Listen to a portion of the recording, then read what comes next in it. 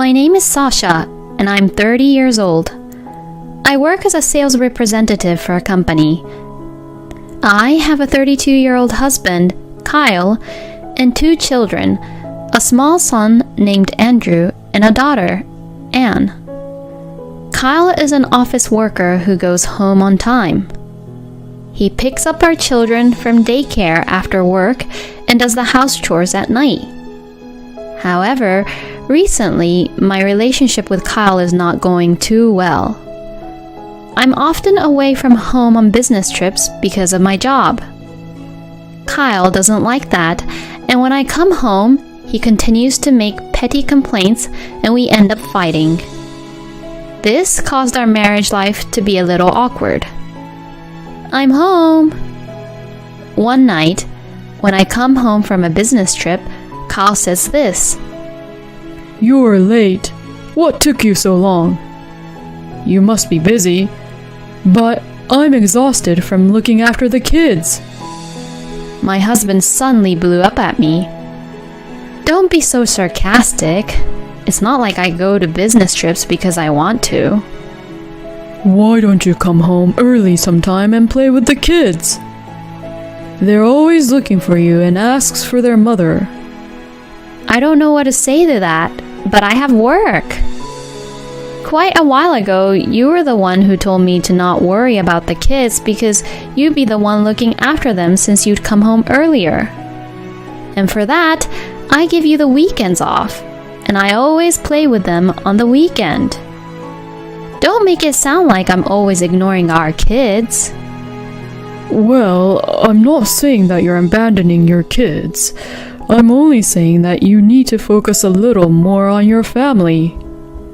I know it's hard, but you've taken on the responsibility of taking care of the kids, so don't try to take back what you've said. Like this, every time I come home, there is an argument over the kids. I was in a state where I could hardly find a place to rest my mind. I felt like the stress was building up from all the complaints at work and the horrible comments made at me from my husband at home. Then one day, when I happened to be home, Kyle's phone, which was on the table, rang. I wonder who it's from. I looked at it and saw a message that looked like it came from a woman. What's this? It's not from his work, right? But I didn't really check what the message said. At the time, I thought it was probably from a friend and didn't take it too seriously. Little did I know that this would later turn out to be a big trouble. I still regret that I should have questioned my husband at the time so that my children would not have had to go through such a painful experience. In midst of all this, I had to go on a business trip away from home again. This time, it was going to be a long trip, 4 days and 3 nights. A meeting for a large project I was to take on was to be held at the headquarters of our client's company. This is a great opportunity for me to also build my career. Of course, I had told Kyle in advance, but our relationship had cooled down and we were not talking much, so we often decided to ignore each other. Before I leave for the business trip, I tell the kids, I'll do my best with work. Mom, please play with us once you come home. I love you, Mom, because you play with us a lot on your days off after work. The kids can't seem to wait for me to come home. My children are my first priority, and to be honest, Kyle's income is small and we cannot make ends meet without my hard work. I work for my children, and it is because of this that I'm able to work so hard. When I get back home, I will definitely play with the kids first. With this in mind, I headed for my business trip. The meeting went smoothly. As a result of my presentation, the client was satisfied and agreed with our proposal and gave us the permission to proceed with our service. When I reported the results to my boss, he praised me for doing a good job. Now, I could go home and see my kids without any worries. or so I thought. I was about to return home in the evening, exhausted from work. And that is when I received a call on my cell phone. Hello? I'm calling from the daycare center. Your kids have been absent for 4 days. Are there any problem with your kids? What? I tried to contact your husband every day, but he hung up the phone after saying that they were fine. I got a little worried, so I contacted you. That's strange. If the kids caught fever or anything unusual, Kyle would have called me like before. I called Kyle immediately, but his phone seemed to be disconnected. I had a bad feeling. I hurried home. When I arrived home, I immediately noticed something strange. All the furniture had been moved out and the house was empty. Huh? What? What is the meaning of this? I entered the house, looked around the room, and was in shock. To my horror, our kids were sleeping together in an empty bedroom on the floor. You must be joking. I immediately woke them up. Oh, Mom, you're home. I'm hungry. Both Andrew and Anne hugged me tightly. Where the hell is Kyle? I quickly took out my cell phone and called Kyle, but no matter how many times I called, I couldn't get through to him. I kept calling and calling, and finally, he answered the call. What? I heard Kyle's grouchy voice. What do you mean, what? What is the meaning of this? The house is empty and the kids are left behind? I don't understand. Where the hell are you? Oh, now? I'm in the new house with my girlfriend. My husband says in a flat tone. Yes, it was like as if he was just talking about the weather, like, oh, it's raining today. Huh? I could feel my brain refusing to comprehend what Kyle was saying to me. Girlfriend? A new house? He left the kids behind and went to his girlfriend? What do you mean, girlfriend? You mean that you've been cheating on me this whole time? I raised my voice and Kyle sighed. Well, I'm fine with that interpretation. Anyways, I'm not going back there. I can't take care of the kids anymore. I took all the furniture, but I left the kids there. What? I was speechless. Cheating and abandoning the kids. This is not just a cruel treatment to me anymore. It was also a cruel treatment for the kids too. The kids were hungry and crying. Anyways, you better get your butt over here soon. The kids were just sleeping. If you're back from your business trip, you take care of them. I felt as if the blood vessels in my head had snapped. You've got to be kidding me! How dare you say such a horrible, cruel thing after leaving such small kids behind with no one to take care of them? You can say whatever you want. I don't want to take care of those kids anymore. See ya. With that, Kyle hung up the phone. Later on, Anne got a fever, so we took her to the hospital. I'm glad that you came home early. I see. I was relieved when the doctor examined her. But why did your husband leave the kids behind? The doctor asked me as a simple question, but there was no way I could say that my own husband had abandoned me and the kids and ran off to be with the woman whom he was having an affair with. I just gave a vague answer and left the hospital. I was so angry that I wondered if there was any way I could blame Kyle for his irrational behavior. I couldn't imagine living with him anymore, so I decided to consult a lawyer for future consideration. Once the lawyer heard my story, he began to say this. That's terrible. Leaving the young kids unattended, all on their own. It also smells like a crime. He said that as he raised his eyebrows. So, you don't know where your husband is? Yes, he seems to have turned off his phone. I understand.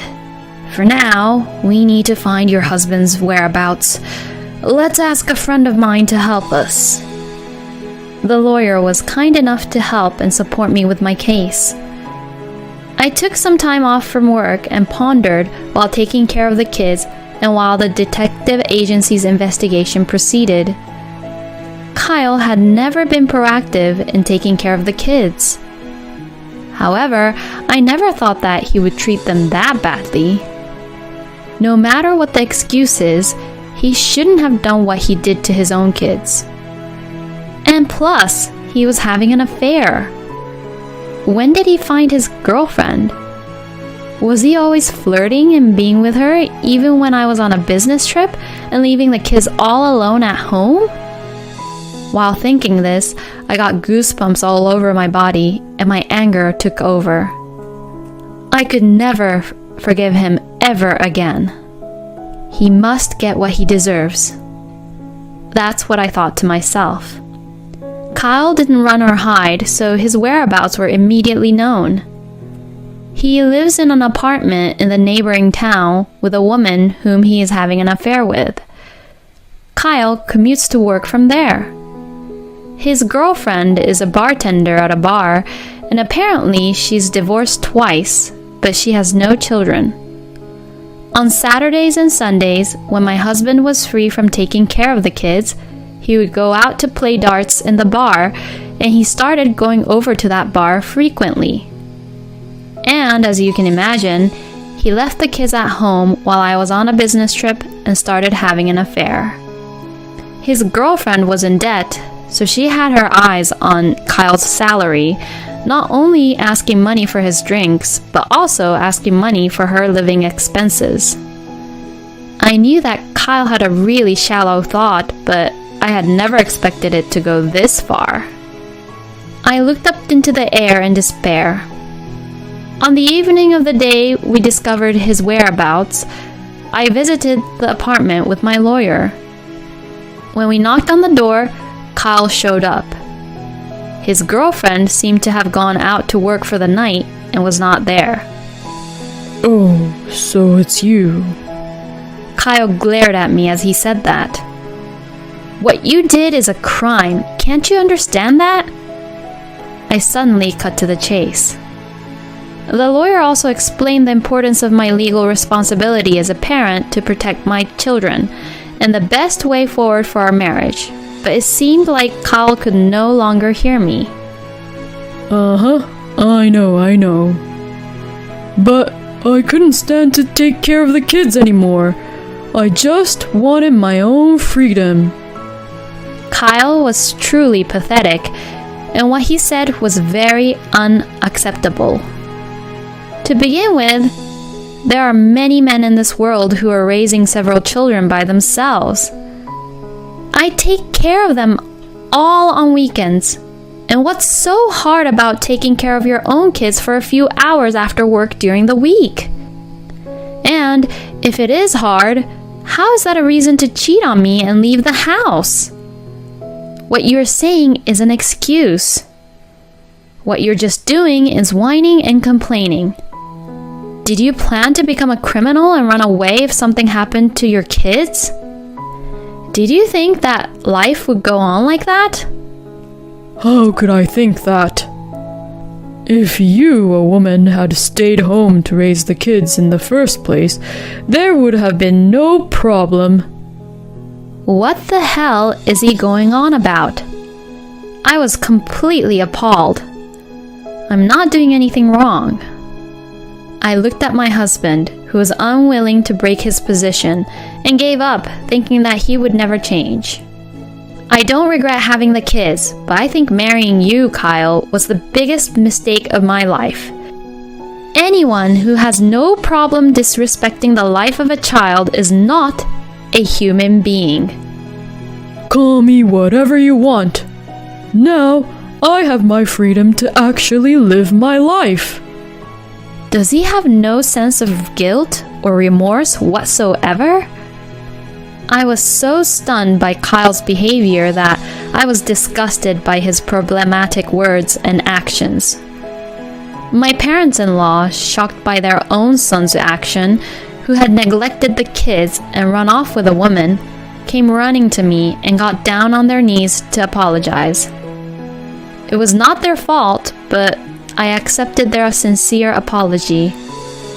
It was my parents who were furious. Of course, they have the right to be furious. Who wouldn't be angry when their adorable grandchildren were left unattended for long periods of time?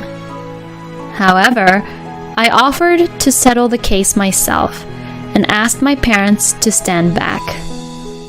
After a long discussion with my lawyer, I decided to file a civil suit against Kyle and the woman with whom he had been having an affair, with a view to criminal charges for neglecting the kids.